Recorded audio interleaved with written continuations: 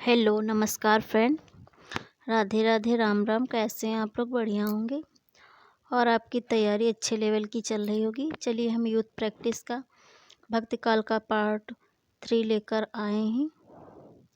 ठीक है, प्लीज़ अच्छा लगे तो लाइक कीजिए, मेरे चैनल को सब्सक्राइब कीजिए।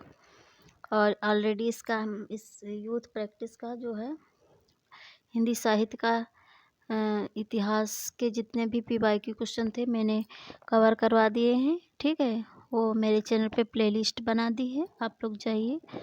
और अगर नए हैं तो चैनल को सब्सक्राइब कीजिए और वहाँ से अपनी तैयारी अच्छी कर सकते हैं। चलिए देखते हैं पहला क्वेश्चन हमारा। हाँ, वो क्वेश्चन था, उसी का आंसर है। तो उपयुक्त पंक्ति किसकी थी? विद्यापति की। उपयुक्त पंक्ति विद्यापति के कीर्तलता ग्रंथ से है। यह आव्हाट में रचित ग्रंथ है। हजारी प्रसाद द्विवेदी ने विद्यापति को श्रृंगार रस का सिद्धवाक कवि कहा। कीर्तलता की रचना भृंग भृंगी समाज के रूप में हुई है। ठीक है, अगला देखते हैं, निम्न में से कौन सी अमीर खुसरो की रचना नहीं है? इसे कौन सी अमीर खुसरो की रचना नहीं है? तो अमीर खुसरो की देखो पहलिया तथा मुकरिया भी है, हाँ, और 2 सुखने भी है, खलिक बारी भी। पुरुष परीक्षा ये नहीं है। ठीक है, पुरुष परीक्षा जो है विद्यापति की रचना है। तो यहाँ पे देख लेते हैं, पुरुष परीक्षा विद्यापति की संस्कृत में लिखी रचना है, जबकि पहलियाँ, मुकरिया, 2 सुखने और खलिक बारी अमीर खुसरो की रचनाएं हैं। खुसरो निजामुद्दीन औलिया के शिष्य थे। ये खड़ी बोली के आदि कवि कहे जाते हैं। कौन? खुसरो। निम्नलिखित में से कौन निर्गुण भक्ति धारा का नहीं है? तो निर्गुण भक्ति धारा का कौन नहीं है? तो ये रैदास हैं, नानक हैं, कबीर हैं। ये विद्यापति जो हैं ये नहीं निर्गुण भक्ति धारा के। तो इसमें होगा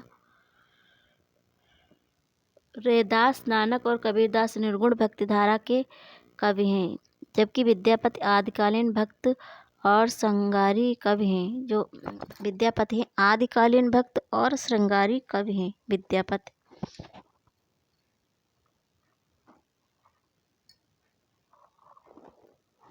ठीक है,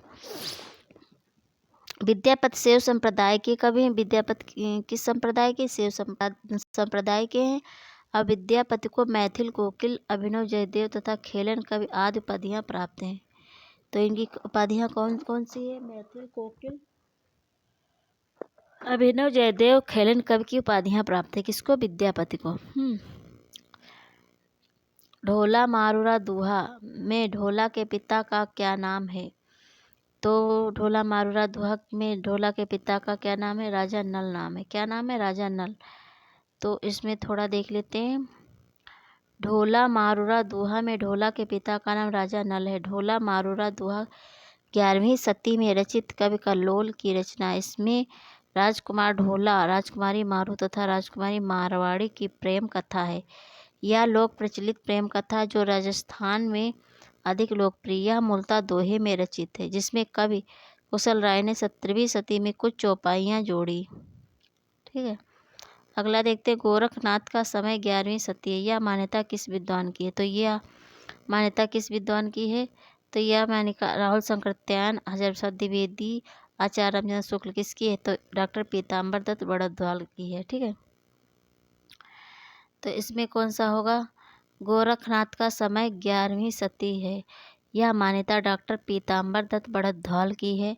मिश्र बंधुओं ने इन्हें हिंदी का प्रथम गद्य लेखक माना है। डॉक्टर पीताम्बर दत्त बड़द्वाल ने गोरखवाणी का संपादन 14 ग्रंथों को प्रमाणिक मानकर किया है। गोरखनाथ मत्स्येंद्र नाथ के शिष्य थे। गोरखनाथ किसके शिष्य थे? तो मत्स्येंद्र नाथ के शिष्य थे। कौन? गोरखनाथ। अगला देखते हैं, नाथ पंथ सिद्धों की परंपरा से ही छटकर निकला है। यह कथन किसका है? तो आप लोग कमेंट बॉक्स में अपना आंसर इसमें बताइए। नाथ पंथ सिद्धों की परंपरा से ही छटकर निकला है, यह कथन किसका है? आप लोग अपना कमेंट बॉक्स में इसका आंसर बताइए। ठीक है, तब तक के लिए माय गॉड।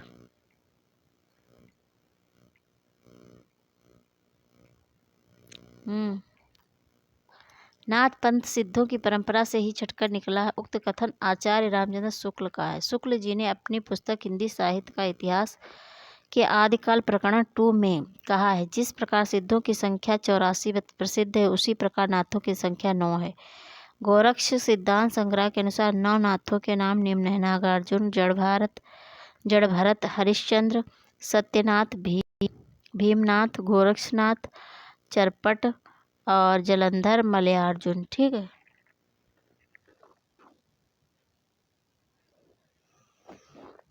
गोरक्ष सिद्धांत संग्रह के अनुसार 9 नाथों के नाम हैं: नागार्जुन, जड़भरत और हरिश्चंद्र, सत्यनाथ, भीमनाथ, गोरक्षनाथ, चरपट और जलंधर मलयार्जुन। ठीक है।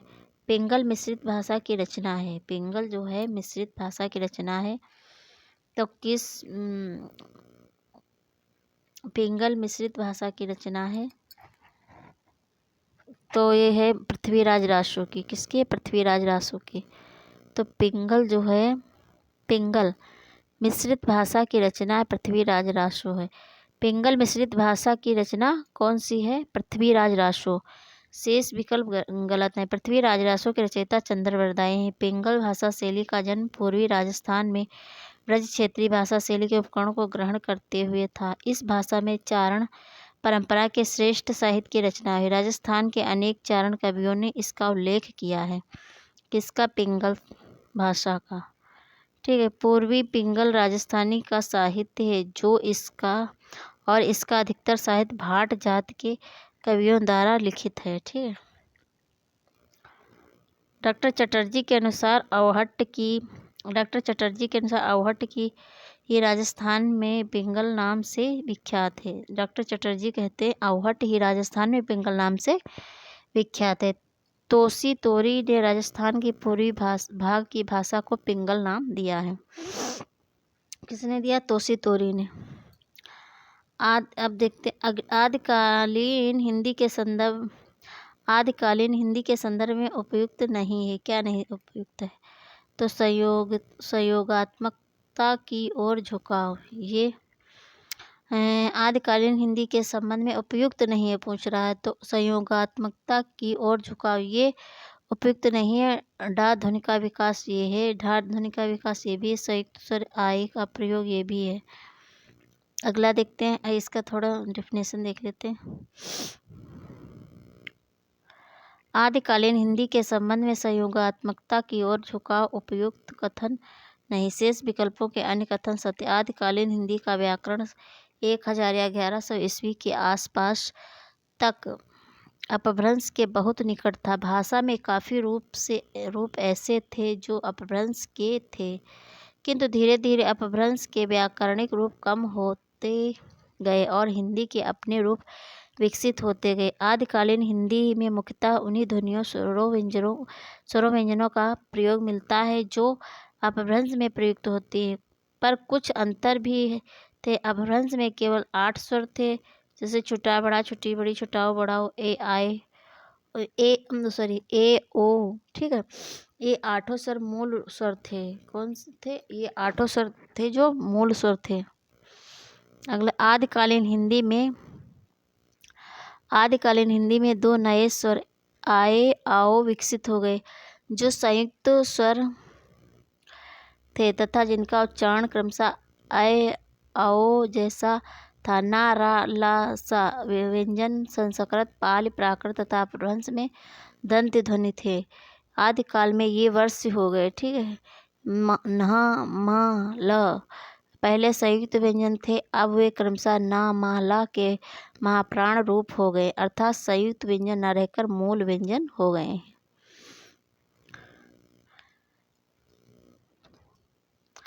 कम्मान बान छूटहि अपार, लागत लोह इस सारी धार। कम्मान बान छूटहि अपार, लागत लोह इस सारी धार। घमसान धान सब वीर सेत, घन स्त्रोण बहत अस रकत रेत। ठीक है। उक्त पंक्तियों में किसके मध्य होने वाले युद्ध का वर्णन है? तो किसके मध्य? अब इसमें आप लोग आंसर कीजिए। ठीक है। तो किसके मध्य? होने वाले युद्ध का वर्णन है। तो पृथ्वीराज की सेना और शहाबुद्दीन गौरी का सेना, ये गलत है। शहाबुद्दीन की सेना कुमोद मणि की सेना, ये भी गलत है। पृथ्वीराज की सेना और समुद्र शिखर की सेना, यही होगा सही। ठीक है, और कौन सा है, पूछ रहा है उक्त पंक्ति में किसके मध्य होने वाले युद्ध का वर्णन है। तो पृथ्वीराज की सेना तथा समुद्र शिखर की सेना। उक्त पंक्तियों में पृथ्वीराज की सेना व समुद्र शिखर की सेना के मध्य होने वाले युद्ध का वर्णन है। डॉक्टर बच्चन सिंह ने लिखा है, यह पृथ्वीराज रासो एक राजनीतिक महाकाव्य, दूसरे शब्दों में राजनीति की महाकाव्यात्मक त्रासदी है। कैमास वध पृथ्वीराज रासो का एक महत्वपूर्ण समय सर्ग है। पृथ्वीराज रासो को चंद्रबरदाई के पुत्र जल्हड़ ने पूर्ण किया। बरदाई को छप्पय छंद का विशेषज्ञ माना जाता है। आचार्य रामचंद्र शुक्ल ने लिखा, चंद्रबरदाई हिंदी के प्रथम महाकवि माने जाते हैं और इनका पृथ्वीराज रासो हिंदी का प्रथम महाकाव्य है। पृथ्वीराज रासो हिंदी का प्रथम महाकाव्य है। अगला, यह कहानी 16वीं शताब्दी के बाद की लिखी हुई है और रासो में प्रक्षिप्त हुई। पद्मावती समय के विषय में यह कथन किसका है।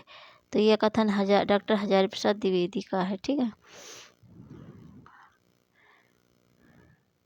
यह कहानी 16वीं शताब्दी के बाद लिखी हुई है और रासो में प्रक्षिप्त हुई है। पद्मावती समय के विषय में यह कथन आचार्य हजारी प्रसाद द्विवेदी का।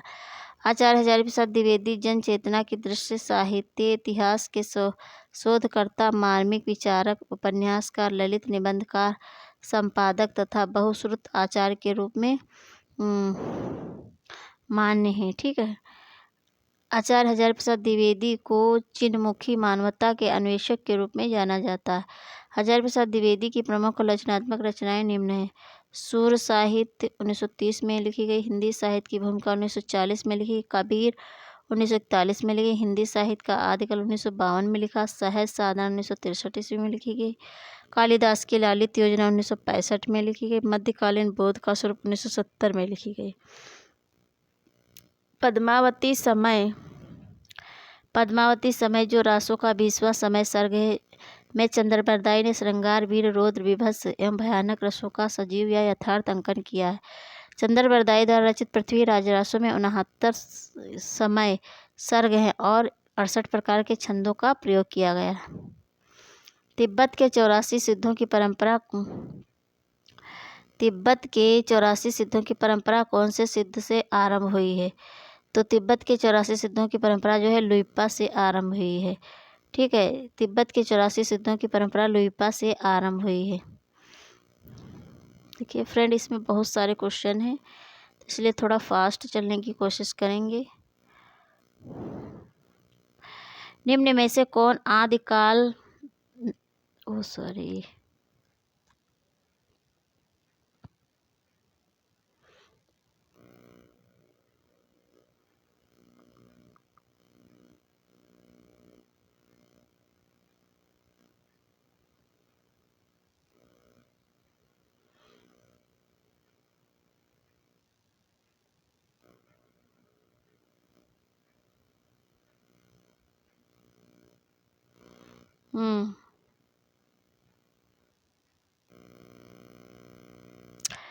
निम्न में से कौन आदिकाल के अंतिम चरण के सुप्रसिद्ध कवि हैं। तो कौन है, तो ये अमीर खुसरो जी हैं। कौन है, अमीर खुसरो जी। ठीक है, तो अमीर खुसरो जो है, अमीर खुसरो आदिकाल के अंतिम चरण के सुप्रसिद्ध कवि हैं। अमीर खुसरो का वास्तविक नाम अबुल हसन था। यह निजामुद्दीन औलिया के शिष्य थे। खुसरो द्वारा रचित ग्रंथों की संख्या 100 बताई गई, जिसमें महत्वपूर्ण खलिकबारी, पहेलियाँ, मुकरिया, दो सुखने, गजल आदि। ईश्वरी प्रसाद ने अमीर खुसरो को महाकवि या कवियों में राजकुमार की संज्ञा दी है। ठीक है, स्वयंभू 8वीं सदी अपभ्रंश भाषा के महाकवि थे। इनके ग्रंथ पौम चरियु, रिठ में चरियु, इन्हें अपभ्रंश का वाल्मीकि कहा जाता। किसको, स्वयंभू को। पुष्पदंत 10वीं सदी को अपभ्रंश का भूभूत कहा जाता। इनके 3 ग्रंथ महापुराण, णय कुमार चरियु एवं जसहर चरियु हैं। ठीक है, अगला देखते हैं, हिंदी साहित्य का प्रथम महाकाव्य कौन सा है। हिंदी साहित्य का प्रथम महाकाव्य कौन सा है। तो ये पृथ्वीराज रासो है। हिंदी साहित्य का प्रथम महाकाव्य पृथ्वीराज रासो है। हिंदी साहित्य का प्रथम महाकाव्य पृथ्वीराज रासो है। पृथ्वीराज रासो की रचना चंद्रबरदाई ने 18वीं सदी में की। रामकुमार वर्मा ने लिखा। पृथ्वीराज रासो को डिंगल साहित्य का सर्वप्रथम काव्य कहा जाता है। चंद्रबरदाई को हिंदी साहित्य का सर्वप्रथम महाकाव्य माना गया है। पृथ्वीराज रासो में 56 छंदों की बहुलता है। इन 56 के कारण पृथ्वीराज रासो में 56 छंदों की बहुलता इन 56 के कारण इस ग्रंथ को लोकप्रियता मिली है। डॉक्टर गणपत चंद्र गुप्त ने अपने ग्रंथ हिंदी साहित्य का वैज्ञानिक इतिहास में सालिभद्र सूरी को हिंदी का प्रथम कवि माना है। चलिए देखते हैं यहाँ पे।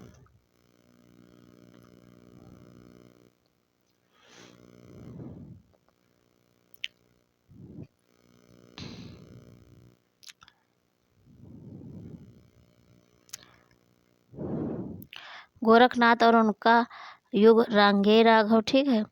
और हिंदी काव्य में निर्गुण संप्रदाय तो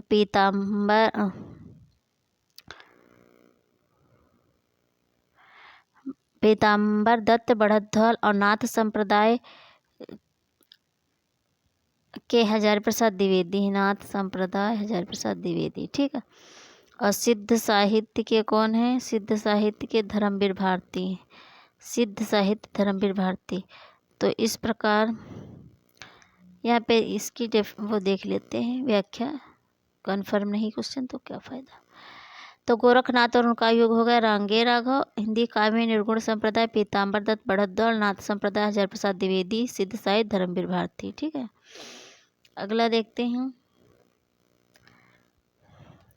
भरत मुनि ने अपभ्रंश को नाम दिया, क्या नाम दिया है? तो भरत मुनि ने जो अपभ्रंश को देश भाषा नाम दिया है। तो भरत मुनि ने दूसरी तीसरी शताब्दी ने अपभ्रंश को देश भाषा कहा है, जबकि विद्यापति ने अपभ्रंश से भिन्न प्रचलित बोलचाल की भाषा को देश भाषा कहा है। जन्म काल की दृष्टि से निम्नलिखित कवियों का सही क्रम है। तो क्या है सही क्रम? तो ये पहले चंद्रबरदाई, फिर जगनीक, फिर खुसरो, फिर श्रीधर। तो जन्म काल की दृष्टि से आदिकालीन कवियों का सही क्रम निम्नलिखित है। चंद्रबरदाई का जन्म 1168 में, मृत्यु 1192 ईस्वी। और जगनीक का 1173 ईस्वी में। अमीर खुसरो का 1253 में जन्म, ठीक है, मृत्यु 1325 में ईस्वी। और श्रीधर का 14वीं शती में जन्म हुआ, ठीक है। तो सबसे पहले चंद्रबरदाई, फिर जगनीक, फिर अमीर खुसरो, फिर श्रीधर। अब देखते हैं इनमें से कौन सा ग्रंथ लौकिक चरित्र काव्य माना जाता है। तो लौकिक चरित्र काव्य माना जाता क्या? भविष्यत कहा, ठीक है। निम्नलिखित ग्रंथों में से लौकिक चरित्र काव्य धनपाल कृत भविष्यत कहा को माना जाता है, जबकि योगसार परमात्म प्रकाश के लेखक जो हिंदू हैं, पाहुड़ दोहा के लेखक राम सिंह है, ठीक है। नाथ संप्रदाय के प्रवर्तक इनमें से कौन है? तो नाथ संप्रदाय के प्रवर्तक कौन, आप लोग बताइए। गोरखनाथ जी हैं, ठीक है। तो नाथ संप्रदाय के प्रवर्तक गोरखनाथ थे। नाथ संप्रदाय के आराध्य शिव हैं या हठयोग की साधना पद्धति पर आधारित है। कुछ विद्वान नाथ संप्रदाय का संस्थापक मच्छंदर यानी कि मत्स्येंद्र नाथ को मानते। नाथ पंथ बौद्धों की वज्रयान शाखा से निकला हुआ माना जाता। नाथों की संख्या 9 मानी गई। गोरख सिद्धांत संग्रह में नवनाथों के निम्नलिखित नाम गिनाए गए हैं। नागार्जुन, जड़भरत, हरिश्चंद्र, सत्यनाम, भीमनाथ और गोरक्षनाथ, चरपट, जलंधर, मलयार्जुन, ठीक है। अगला देखते हैं महापुराण के रचनाकार कौन हैं। तो महापुराण के रचनाकार हैं पुष्पदंत, ठीक है। महापुराण आदिकालीन ग्रंथ, इसके रचनाकार पुष्पदंत है। इनकी अन्य रचनाएं 63 महापुरुष गुणालंकार, अणय कुमार चर्यु, जसहर चर्यु, 63 महापुरुष गुणालंकार को ही महापुराण कहा जाता है। महापुराण में 63 महापुरुषों का जीवन चरित्र वर्णित है। पुष्पदंत को हिंदी का भवभूत कहा जाता है। शिव सिंह सेंगर ने पुष्पदंत को भाखा की जड़ कहा है तथा हिंदी का प्रथम कवि स्वीकार किया है, ठीक है।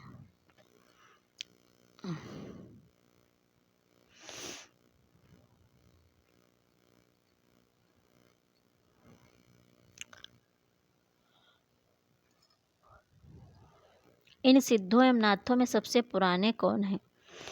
आप लोग इसका कमेंट में आंसर बताइए। इन सिद्धों एवं नाथों में सबसे पुराने कौन हैं?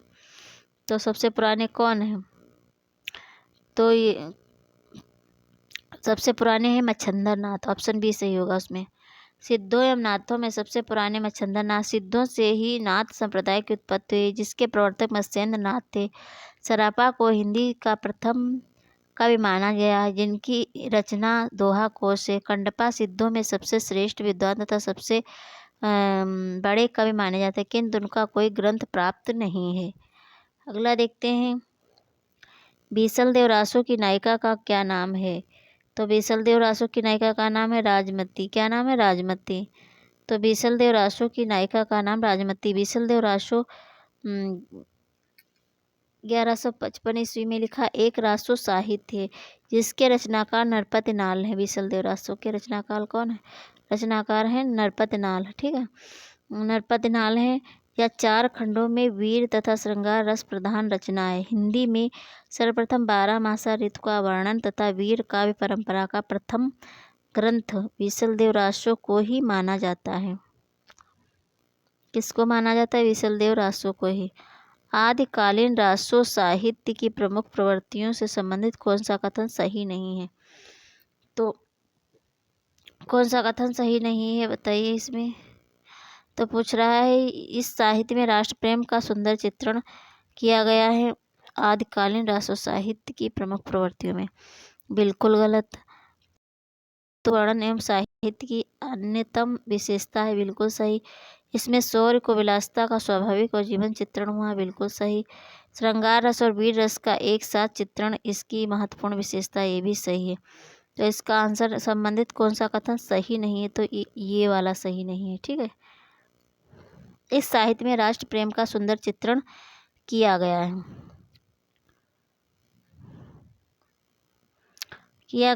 यह प्रवृत्ति रासो साहित्य की नहीं। आदिकालीन रासो साहित्य की प्रमुख प्रवृत्तियां इस प्रकार हैं।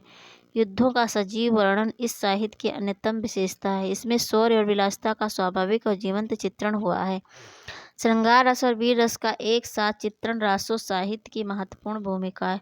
अपने आश्रयदाता राजाओं तथा उनकी प्रेम कहानी की प्रशंसा करना।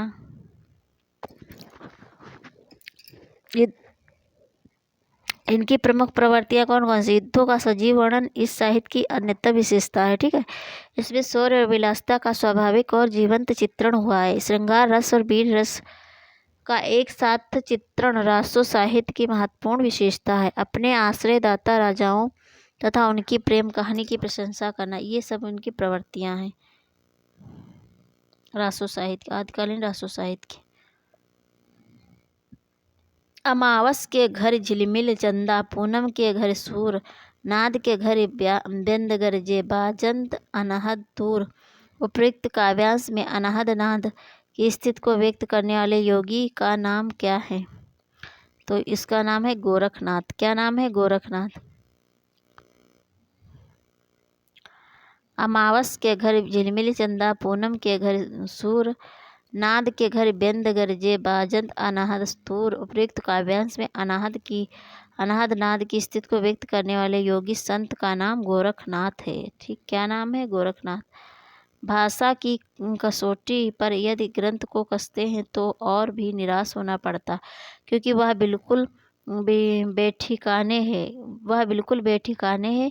इसमें व्याकरण आदि की कोई व्यवस्था नहीं है। आचार्य शुक्ल का उक्त कथन किस ग्रंथ के संदर्भ में है? तो ये किसके विषय में कहा आचार्य ने? तो पृथ्वीराज रासो के विषय में कहा। ठीक है, भाषा की कसौटी पर यदि ग्रंथ को कसते हैं तो और भी निराश होना पड़ता है, क्योंकि वह बिल्कुल बेठिकाने, उसमें व्याकरण आदि की कोई व्यवस्था नहीं। आचार्य शुक्ल का यह कथन पृथ्वीराज रासो के संदर्भ में है। अगला देखते हैं, निम्नलिखित में से किस रचना को कड़वक शैली का प्रयोग नहीं हुआ है? ठीक है, तो निम्नलिखित में से किस रचना में कड़वक शैली का प्रयोग नहीं हुआ? तो पाहुड़ दोहा में नहीं हुआ कड़वक शैली का।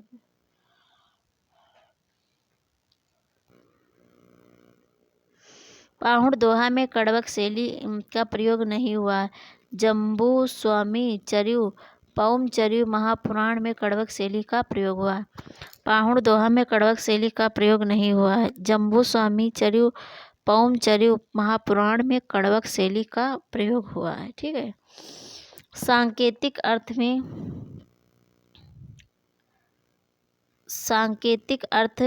रखने के कारण इनकी बानियों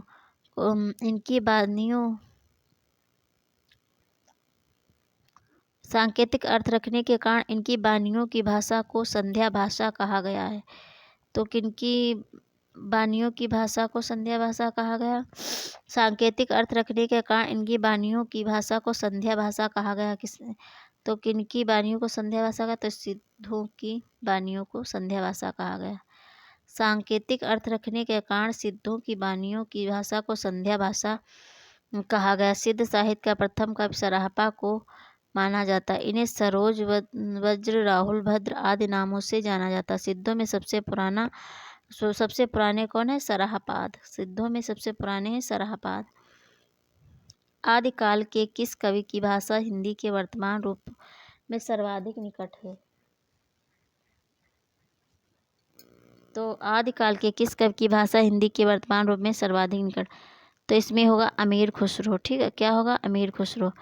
तो आदिकाल के कवि अमीर खुसरो की भाषा हिंदी के वर्तमान रूप में सर्वाधिक निकट है। मुल्ला दाऊद निर्गुण धारा के प्रेम मार्गी सूफी शाखा के कवि। मुल्ला दाऊद ने अवधी चौपाई दोहा छंद में चंदायन नामक कृत की रचना 1379 ईस्वी में की। मुल्ला दाऊद को राम कुंवर वर्मा ने सूफी धारा का प्रथम कवि माना तथा डॉक्टर माता प्रसाद गुप्त ने चंदायन को लोकरहा या लोर कथा नाम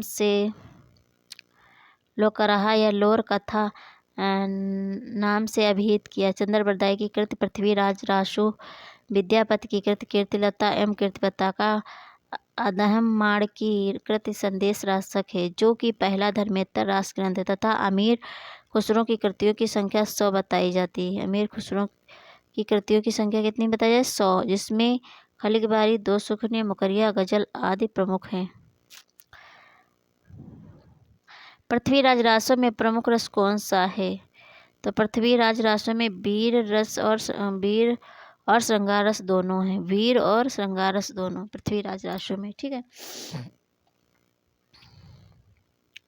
पृथ्वीराज रासों में प्रमुख रस वीर और श्रृंगार रस हैं। पृथ्वीराज रासो साहित्य की प्रमुख रचना है। इसमें कुल 69 यानी कि 69 छंदों का प्रयोग हुआ। 68 है। इनमें से कुल 68 यानी कि 68 छंदों का प्रयोग किया गया। इस कृति के रचनाकार चंद्रबरदाई हैं। इनको 56 छंद का विशेषज्ञ माना जाता है। पृथ्वीराज रासो को चंद्रबरदाई के पुत्र जल्हड़ ने पूर्ण किया। पृथ्वीराज रासो शुकी संवाद के रूप में रचित है।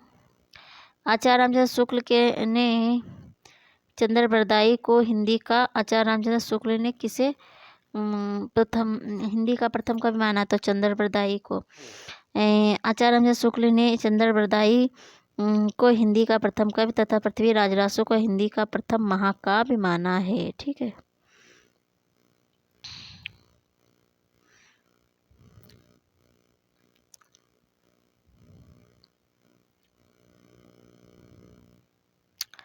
राहुल शंकरत्यायन ने हिंदी का पहला कवि किसे माना है? तो राहुल शंकरत्यायन ने हिंदी का पहला कवि किसे माना है?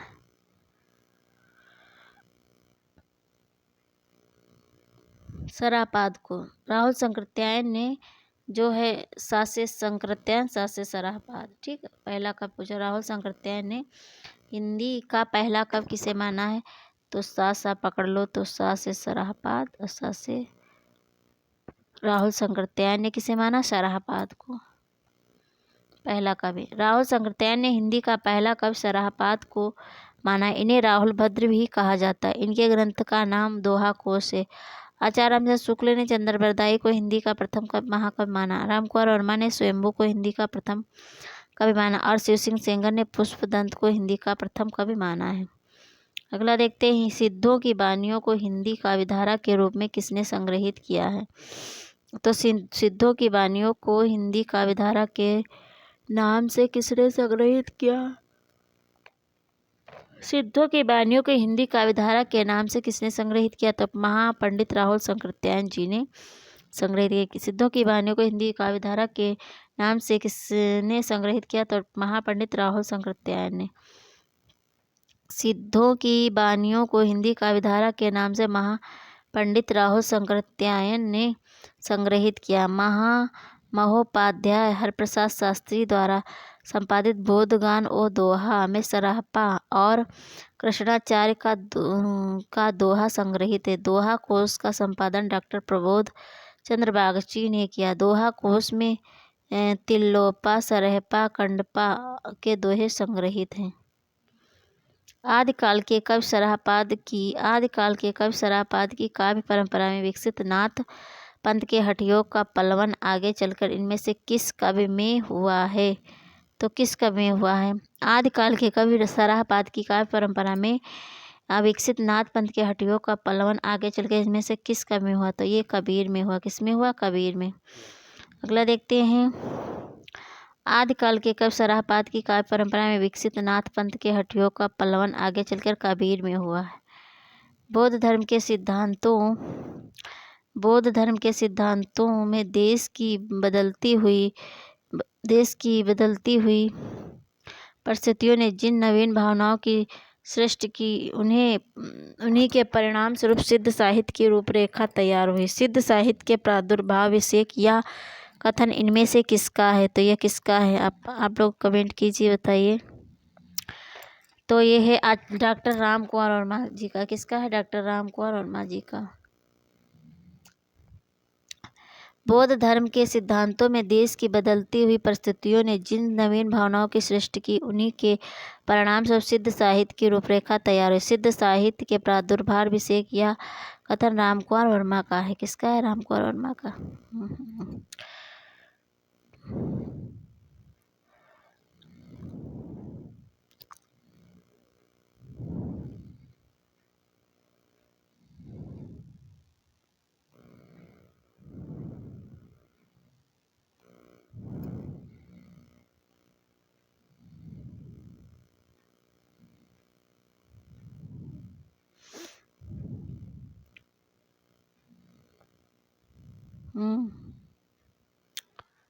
अब अगला देखते हैं,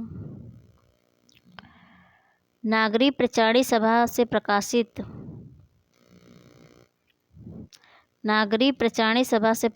पृथ्वीराज रासो के संस्करण को प्रमाणित मानने वाले विद्वान इनमें से कौन है? तो कौन है? कर्नल टांड है। ठीक है। अगला इसके व्याख्या देख लेते हैं।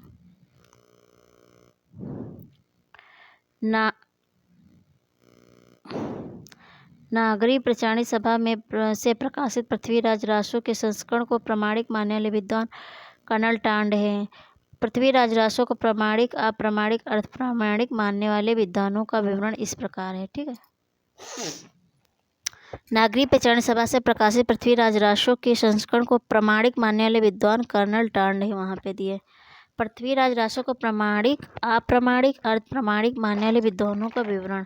तो प्रमाणिक किसने माना है? तो श्याम सुंदर दास ने, मिश्र बंधु ने, मोहन लाल विष्णुलाल पांड्या ने, कर्नल टांड ने, इन्होंने प्रमाणिक माना है पृथ्वीराज रासो को।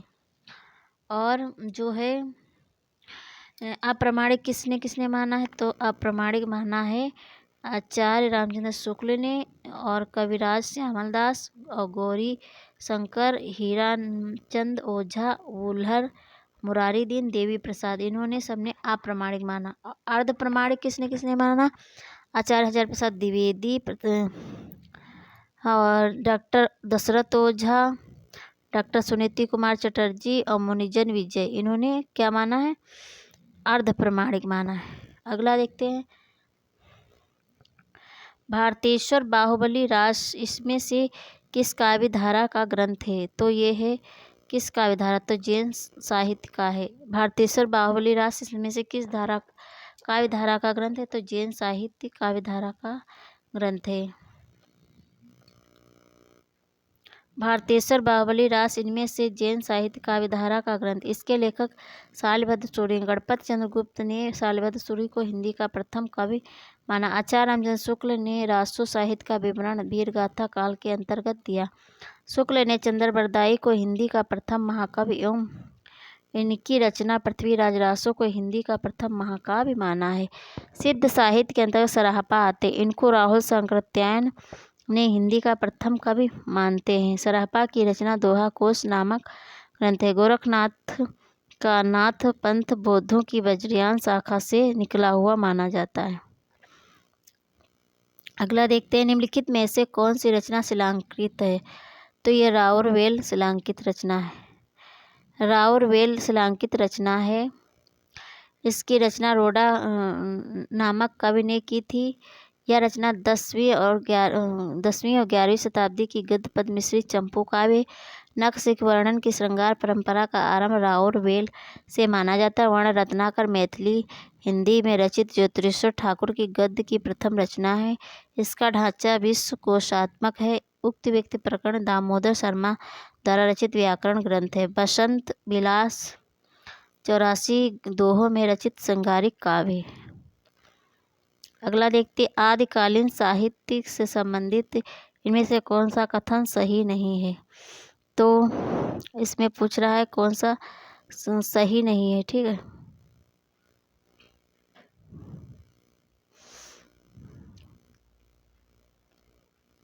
पूछ रहा है कौन सा सही नहीं चाहिए। हम देख लेते हैं। तो आदिकालीन साहित्य से संबंधित इनमें से कौन सा कथन सही नहीं है? तो इसमें हम सही वाला ही देख लेते हैं। दोहा कोशों और चर्या गीतों की भाषा शैली में कोई अंतर नहीं है। दोहा कोशों और चर्या गीतों की भाषा शैली में कोई अंतर नहीं है। अगला देखते हैं,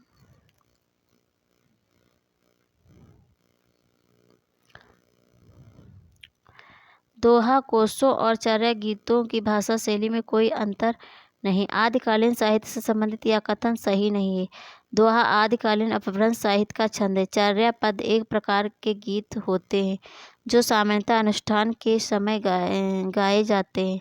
आदिकालीन बौद्ध सिद्धों ने दोहा कोशों के साथ साथ चर्या पद की रचना भी की। ये सभी आदिकालीन साहित्य संबंधित कथन सही हैं। ठीक है, रचना और रचनाकार की दृष्टि से निम्न में से कौन सा विकल्प सुमेलित नहीं है? पूछ रहा है। तो सुमेलित नहीं है तो प्रबंध चिंतामण ये विजय इनका नहीं, मेरुथुंग की है। पाहुड़ दोहा राम सिंह सहित नेमिनाथ रास, नेमिनाथ चरित हरिभद्र सूरि, भविष्यत कहा धनपाल सही।